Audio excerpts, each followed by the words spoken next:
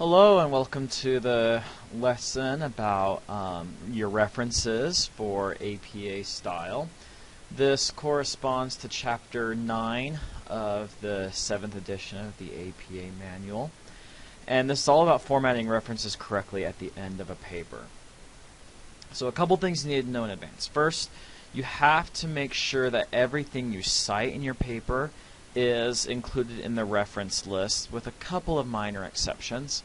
But a reference list is important because this helps people track down the information that you're using for your paper and can verify your work or can build on the same information. Like I said, there are some exceptions for what doesn't need to be included in the reference list. One is personal communications like emails, lectures, things like that. Any general broad mention of a website or a periodical, such as saying Wikipedia articles vary in quality. Well, you don't need to cite Wikipedia. Well, you don't need to include Wikipedia in the reference list if you say that. Common software apps, if you say I analyze the data with Excel, Microsoft Excel, well, you don't need to include that in your reference list. And quotations from research participants in your own study. Another exception is what we call epigraphs. Those are quotes that start off a section or a chapter or a book which set the stage. So if you start off with a quote from Shakespeare to say, hey, here's an idea that's been around for a while, if you only quote Shakespeare in that opening quotation and never in the actual body of the paper, then you don't need to include that. Check out sections 8.7, 8.9, and 8.35 for other information about types of sources you exclude from a reference list. A reference list needs 4 pieces of information. On the left, they're the author, the date, the title of the work you're citing, and the source. And these answer 4 questions that people have about sources that you're citing. The author tells you who wrote this, who produced this thing that you're citing. The date is when was it published or when was it publicly disseminated in some form. Title is what? What is the reference referring to? What are you citing? And source is where can someone find it. So every reference needs those 4 pieces of information. And here's a screenshot of the top of an article published in the APA journal. And this is where you can find all this information. This is the first page of a journal article. So the authors, that's the piece in purple. In this case, it's Sarah Valencia Bodo and Philippe Rochat. The date is right here. Tells you when it was published. In this case, it was 2018. The title, in this case, what is the work called, is the stuff in big letters. In this case, it's sensitivity to the evaluation of others emerges by 24 months. And then the source is at the top right of a page. This little piece of the title page of an article includes everything you need for the source. And then those are translated to this piece below. And this is for a journal article, which is by far the most common type of source we cite in APA format. You can see the reference list. Here's the authors. Surname, comma, initials. Notice there's a space between the initials. Comma, ampersand, surname, comma, initial, period. The date in parentheses and the period. Title. Notice that the only thing capitalized here in your reference list is the first word. In the original article, we have what's called title case, where every important word is capitalized. You only capitalize the first word of an article title in your reference list, any proper nouns, and the first word after a period or a question mark or exclamation point or a colon. In this case, we don't have any of those punctuations. There's no proper nouns in this title, so the only word we capitalize is the first word. Title ends with a period. Then you have journal, this stuff comes from the top right. Journal name, notice that both words of this journal are capitalized, but you don't capitalize words like of or the or in unless they're the first word of a journal name. comma, 54 in this case is the volume number of the journal, and 54 is italicized. Then we have, with no space between, the issue number, and notice how the parentheses here and the issue number itself, in this case 9, are not italicized. Comma, space, and then these are the page numbers. You end with a period, and then you have this URL, which links to the article, and so someone can just click this and instantly be taken to the article. So let's talk about that author piece. That tells you who's your responsible for the work. The author can be an individual, it can be multiple individuals, it can be a group like a government agency, or it can be a mix of individuals and groups. Authors aren't just people writing, though. They can be people editing, they can be directors of films, I've done that, they can be composers, they can be lyricists, they can be producers of TV shows, and they're a variety of things. So don't just think of an author as someone who can write. It's someone who's responsible for producing the work in general. We separate out authors' names with a comma, and you have an ampersand before the name of the final author in your reference list, and you end with a period. So this is what your typical author or two-author work does.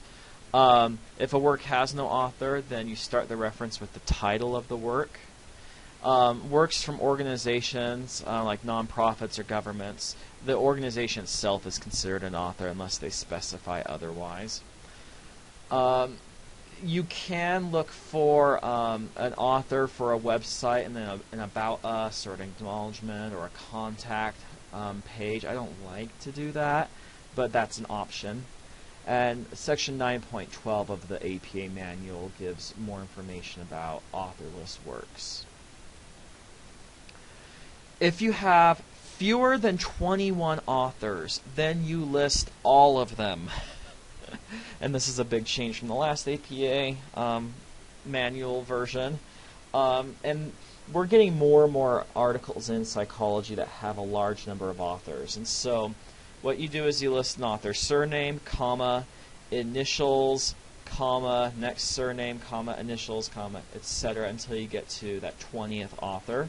Notice there's a comma between the second to last author and the ampersand. And notice that there's a space between each initial. If you have 21 or more authors, then you list the first 19 in the same way. And then after the 19th author, you have a comma, space, and then an ellipsis, these three dots, and then the final author. And there's no ampersand. And yes, I've already had to do this. For individual authors, you put the last name first, comma, and then their initials. There's a space between the initials. And follow any capitalization, hyphenation that the authors do.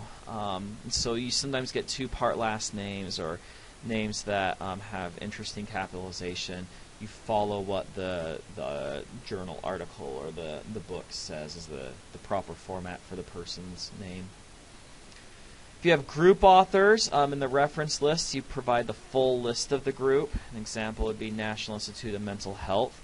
Because groups usually don't have initials, you end the group name with a period. You only use an ampersand to separate out two different group two different group authors. And then when you have a government agency, you should list the most specific agency. So don't say Department of Defense. You might need to say U.S. Army. That's a more specific government agency. You include the broader agency it belongs to as the publisher. And there's an example of this here with the National Institute of Nursing Research being the more specific agency, but that belongs to the U.S. Department of Health and Human Services and the National Institutes of Health.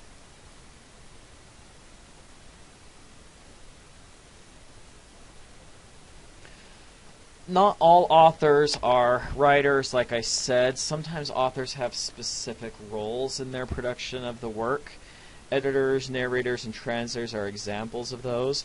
You need to specify if a person has a special type of authorship, what they are. So editors, you mention that in parentheses immediately after their name, and you use the abbreviation ED period or EDS period if there's more than one editor.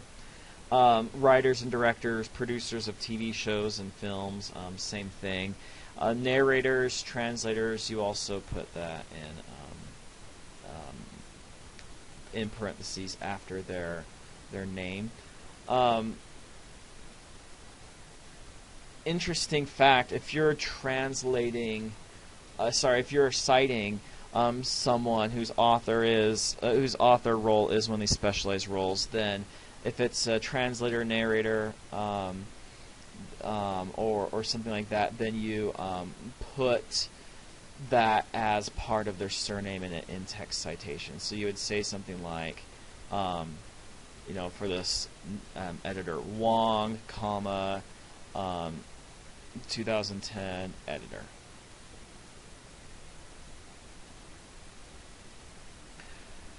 The date tells you when the work's published. Most dates we just need the year, but sometimes you need a more specific date. And a date can be as little as a day, or it can be a portion of the year, it can be a month, it can be multiple years.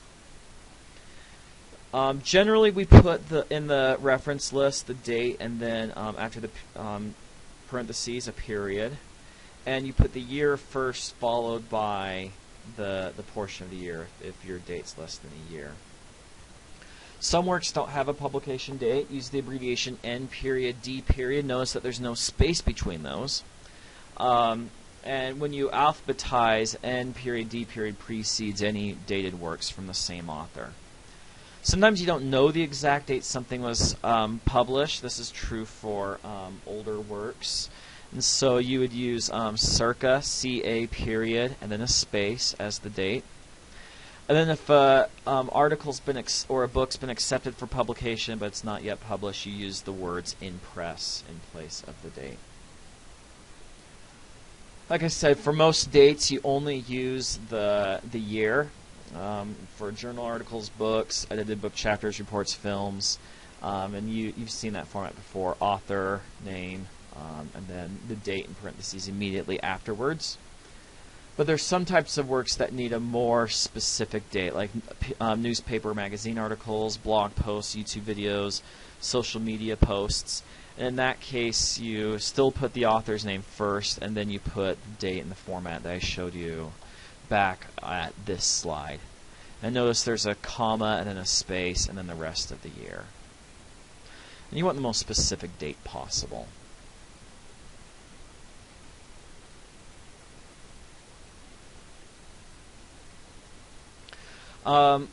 You usually don't need to say what date you retrieved a source. You used to have to say that in APA format. You don't anymore for most purposes. You only have to do that if the work changes over time, or if you're not citing an archived version of the website.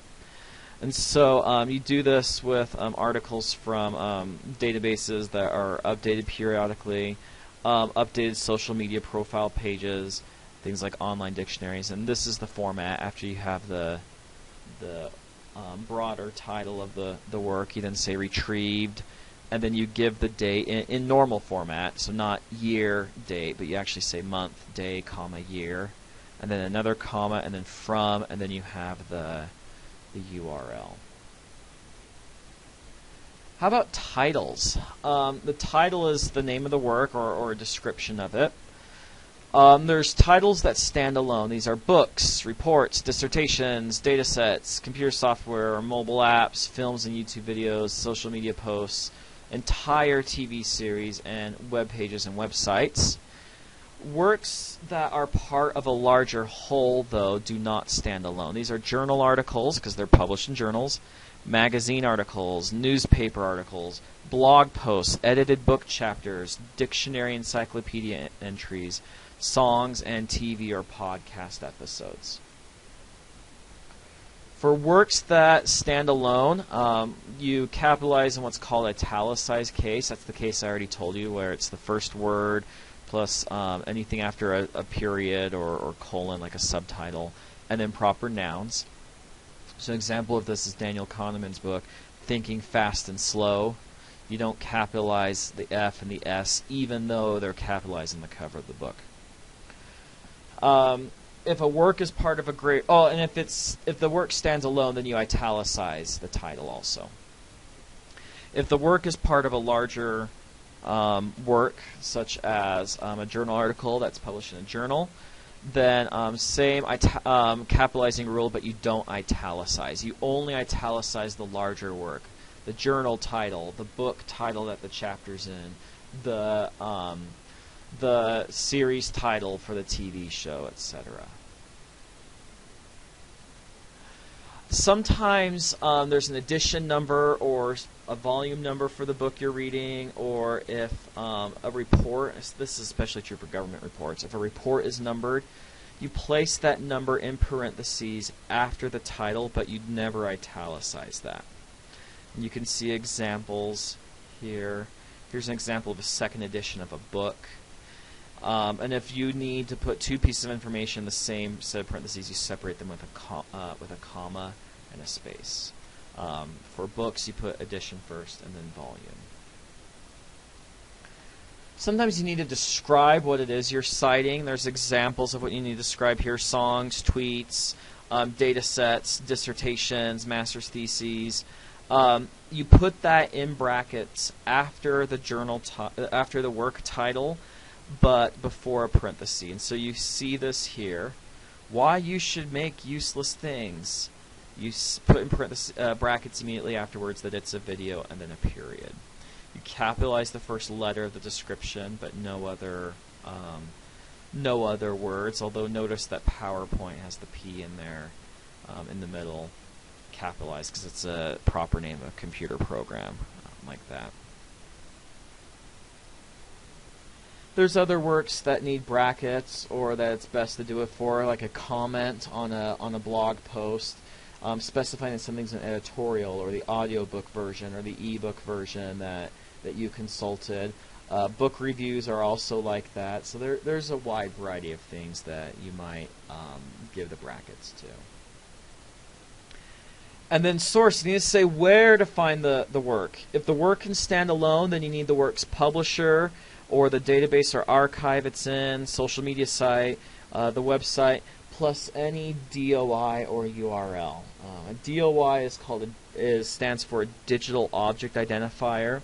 It's a unique alphanumeric number that's applied to two different works so that they can be distinguished from one another, and it helps with keeping track of citations.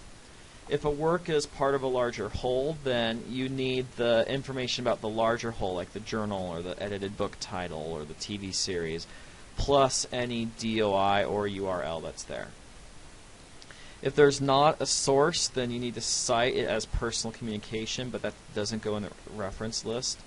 Or you should locate another site and cite another work that your readers can identify the same information from.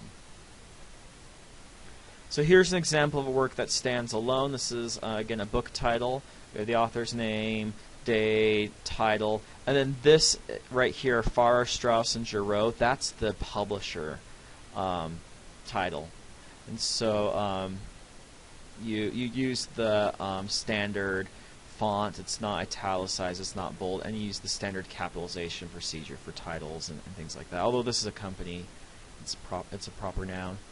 Works that are part of a greater whole. Again, we've seen this journal article example, but the article itself capitalized the way that the journal itself is capitalized. Notice you don't capitalize little words. And then we have here the comma and the volume number also italicized. Washington Post, italicized. The format, put a period after the periodical or the publisher, the database or the archive or whatever source this is. You need to end your source with a period. You don't need to include the physical location of where the work was cited. That's a change from the old APA style. And then if the work has one, you should end with a DOI or a URL, but do not put a period at the end of that. So here's an example of a periodical article cited from a magazine. We have the Atlantic, that's the name of the magazine, period, and then we have the URL.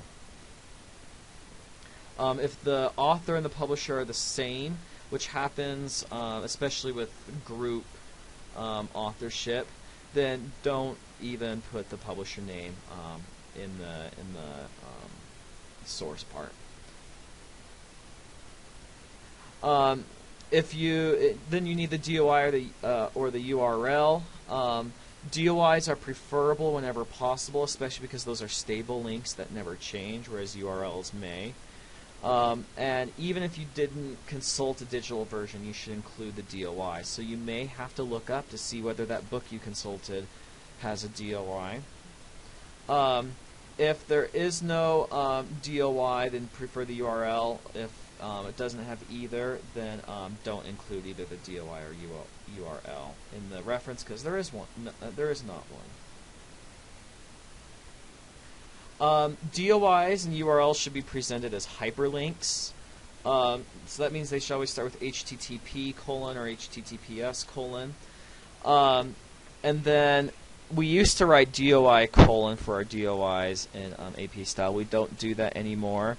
Don't do retrieved from unless it's a web page that updates. And because DOIs can be very long and complicated gibberish, the best thing to do is to copy and paste. And you see the example here. This is what a DOI link looks like. They all start with https : doi.org /, and then they have a 2-digit number, dot, 4-digit number, / and then some gobbledygook. So this is the DOI link. When possible, use the doi.org link. That's always the preferred link to you. Even if there's another URL for the article or the book or whatever, use the DOI link, because that's a stable link that will never change. Here's some examples of how to cite different sources. For journal articles, an authored book, you just need the publisher. An edited book chapter, you need to say in, and then the editor's name. Notice there's a space between the initials for the editor, and notice that the editor's name starts with initials and then surname. You put parentheses and ed period to show that it's the editor. Book title in italics. Notice the capitalization, and then in a space and then parentheses the pages that the book chapter is found in, and then the publisher, and then you have the DOI. Website, couple formats there.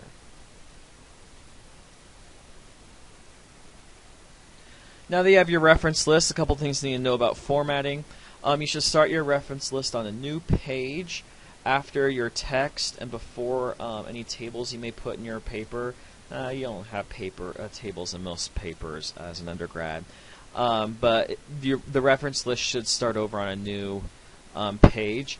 The heading references should be capitalized. The first letter should be, and the entire word should be bold at the top of a page.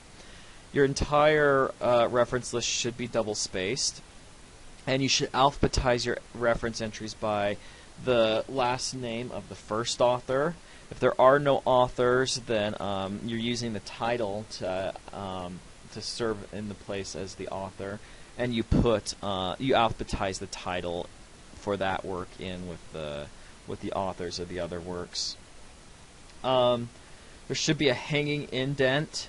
So the first line of every reference should be unindented, but all of the other lines should be indented ½ an inch. And then here's what that looks like overall. Notice there's no extra space between references. Okay. And then Chapter 10 has reference examples. You've seen a lot of these, and they're also in Chapter 10, the APA manual. So I'm not going to go through the entire series of slides, but you can look at these on Canvas. I'm going to post this PowerPoint there, and you also have the APA manual to help you out. So that's how your reference list should be formatted. I expect you to follow this format. If you need further tips or suggestions or things to look up, there's the APA manual, or you can check out the APA Style website. You can email the APA Style expert, or you can also follow them on social media, which I highly recommend. They teach you a lot of cool things or they point out things in the manual you might not be aware of, or they remind you of things you might have forgotten. Hope you have a good day and good luck writing your papers.